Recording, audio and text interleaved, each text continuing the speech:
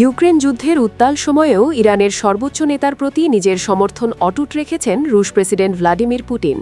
Ukraine এবং রাশিয়ার চলমান যুদ্ধের ময়দানে এক নতুন সমীকরণ তৈরি হয়েছে।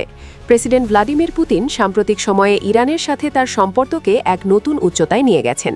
বিশেষ করে সামরিক ক্ষেত্রে এই দুই দেশের কৌশলগত মিত্রতা এখন বিশ্ব রাজনীতির কেন্দ্রবিন্দুতে। সূত্রের খবর অনুযায়ী ইরান থেকে রাশিয়ায় ব্যালিস্টিক মিসাইল এবং উন্নত প্রযুক্তির সমরাস্ত্র সরবরাহের বিষয়টি জোরালো হচ্ছে। বিশেষ করে ব্যালিস্টিক মিসাইল নিয়ে পশ্চিমাদের উদ্বেগ সত্ত্বেও পুতিন তেহরানের ওপর তার আস্থা বজায় রেখেছেন। রাশিয়া ইউক্রেন যুদ্ধে ইরানের তৈরি শাহেদ 136 ড্রোন এবং বিভিন্ন ব্যালিস্টিক মিসাইল ব্যবহারের যে গুঞ্জন রয়েছে তা এই অঞ্চলের যুদ্ধ পরিস্থিতিতে নতুন মোড় নিতে পারে। মার্কিন যুক্তরাষ্ট্রের আভ্যন্তরীণ রাজনীতি এবং ডোনাল্ড ট্রাম্পের প্রসঙ্গের মাঝেও পুতিন ইরানের সর্বোচ্চ নেতা খামেনির সাথে তার মিত্রতাকে অত্যন্ত গুরুত্ব দিচ্ছেন।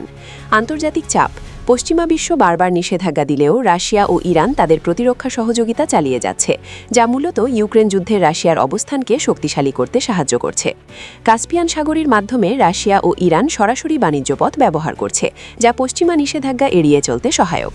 শোনা যাচ্ছে রাশিয়া ইরানকে উন্নত যুদ্ধবিমান Su-35 দেওয়ার প্রতিশ্রুতি দিয়েছে, যার বিনিময়ে ইরান ড্রোন ও মিসাইল প্রযুক্তি সরবরাহ করছে। এই জোট ন্যাটো জোটের জন্য একটি বড় চ্যালেঞ্জ হয়ে দাঁড়িয়েছে। রাশিয়া ও ইরানের এই ক্রমবর্ধমান সম্পর্ক কেবল ইউক্রেন নয়, বরং মধ্যপ্রাচ্যের রাজনীতিতেও বড় ধরনের প্রভাব ফেলতে পারে।